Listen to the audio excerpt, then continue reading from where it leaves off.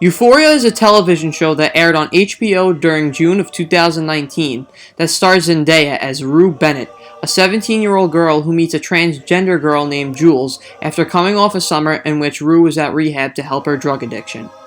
After the absolute colossal failure that was Game of Thrones Season 8, I needed another show to fill the void that was left after the show came to an end. I actually saw some advertisements for Euphoria and didn't think much of it, and thought it would be another obscure HBO series that I would have no interest in. Boy, was I wrong.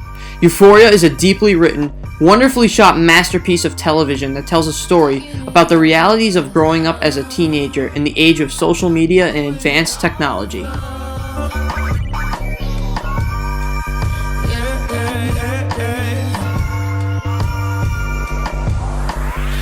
Each episode starts off with an individual character origin sequence as a cold opening to give a little background for the character that the particular episode is going to focus on.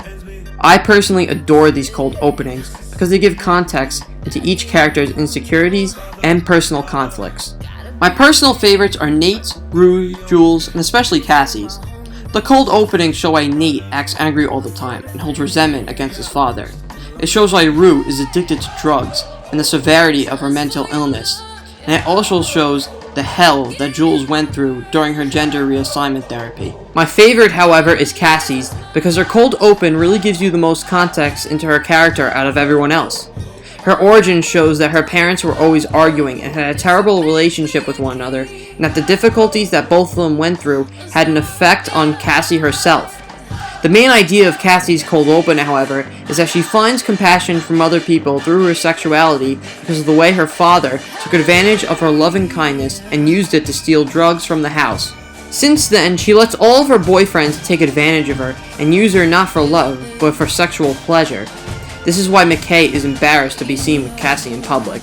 He does not want to be seen with a quote-unquote whore because of all the revenge pornography that goes around East Highland that includes Cassie inside all of the videos. Another character that is very intriguing to me is the main protagonist, Rue.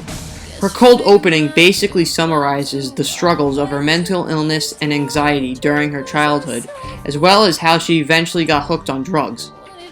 Rue's character is the most heartbreaking out of everyone else in the show, because she is a person that is in an endless pursuit of happiness.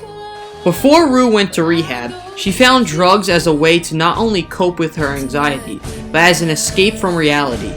Ever since Rue's father passed away, there has been a vacant emotional disparity that rests inside of her, and drugs help her cope with the hole that her father created when he unfortunately passed away. After rehab, however, she meets the new love of her life, Jules, and this is just another addiction for Rue that manifests into an emotional attachment. Rue is obsessed with Jules and thinks about her constantly because she brings Rue that feeling of euphoria every time they are together. Jules symbolically represents the feeling of happiness that Rue has been chasing ever since the death of her father, and when that feeling goes away, Rue completely collapses. This is shown at the end of the final episode of Season 1, when Jules leaves Rue for dead at the train station. Jules didn't realize that her actions would emotionally destroy Rue, even as she told Jules that she couldn't leave home because she cannot leave without her medication. Instead of Jules making the right decision for her best friend, she rides the high of her emotions and leaves Rue alone at the station, which makes Rue have a relapse because of the absence of the feeling that Jules gives Rue whenever they are together. Speaking of Jules, her nature is even more complex than Rue's. Jules' cold open tells the origin of why Jules has the insecurity that she has because of the torture that she went through during her gender reassignment surgery. The sequence makes you really have sympathy for her because of all the trauma she had to go through during this period in her life. Because of Jules' insecurities, she lets her emotions take over most of the time when it comes to her romantic life. For example, when Jules is texting Tyler on a day-to-day basis, she never questions who he is and the fact that he is a complete stranger who could be a serial killer for all she knows. And ironically, Tyler is a psychopath. When Jules and Tyler finally meet up for the first time, she finds out that it was Nate Jacobs behind all of it. We as the audience knew it was Nate the entire time. However, knowing that Tyler was Nate the entire time made the moment in which Jules was going to meet him so much more tense because we all know the type of person Nate was and what he is capable of doing. Jules' insecurities also come into fruition when it comes to Rue. The emotional nature of Jules having multiple love interests at the same time, and loving Rue, but not in a full-on way to the point of a romantic relationship. Knowing the obsessive personality of Rue and that she is completely in love with her, this creates an emotional conflict for Jules. Jules knows that she doesn't feel the way Rue feels about her, but doesn't want Rue to spiral and turn back to drugs. With all this being said, the last scene that Jules and Rue have together at the end of the last episode of Season 1 did not shock me at all. Jules' entire character arc has been letting her emotions dictate everything instead of using her head. Leaving Rue for dead at the train station, despite knowing Rue's nature and the fact that she does not have her prescribed medicine with her, shows how Rue just lets the feelings really take over and devoid her of all logic. The final character that I'm going to analyze is Nate Jacobs. The trailers for Euphoria want you to believe that Nate is just a stereotypical douchey football jock who is perfect in looks and in anything physical that he does. However, that is far from the truth. Nate's cold opening shows the childhood trauma that he had to deal with because of the very disturbing sexual acts that his father committed on video. The scar left behind by these videos is the reason why Nate is always in anger. In his heart, he always hates his father because not only does Nate know that his father prefers men and transgender women, but he knows that deep down he is exactly like his father when it comes to sexual preferences. This is first revealed when his girlfriend, Maddie, finds dick pics all over his phone. It is shown again when Nate is having sex with Maddie and he starts to have erectile dysfunction. The frustration and anger that we see from Nate shows that in his heart, he knows that he is just like his father, but he internally tries to tell himself that he's not, and this is all just a phase. Nate's internal struggle is why he is such an amazing and fascinating character. On the outside, he is a psychopath and a hurtful and vengeful person. However, deep inside himself, he is trying to figure himself out while trying to come to terms with his anger and sexuality. Other aspects that I want to point out about Euphoria is the cinematography and the acting in general. Euphoria is produced by A24, so with that knowledge, I knew that the cinematography was going to be excellent, but some of these scenes were just shot beautifully. One scene in particular is when Rue is high during McKay's party, and the room is actually spinning and rotating as shown through the behind the scenes. I also love the close-up shots that the show uses all the time to represent the suffocating feelings that are felt during high school, and even the purple color palettes give the show a euphoric atmosphere.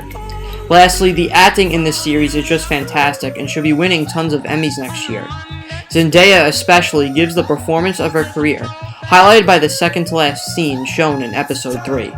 You make your living off of selling drugs to teenagers, and now all of a sudden you want to have a fucking moral high ground?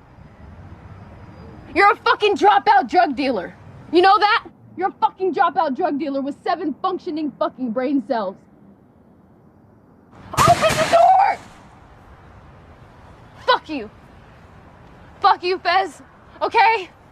Are you doing this because you care about me? If you gave a shit about me, you wouldn't have sold me the fucking drugs in the first place. But you did. You fucking did. So open the goddamn door. Open the door! I can't do it. Open the door! Sorry. Open the door! Open the door! Open the door! You did this to me! You did this to me, Beth. You fucking ruined my life!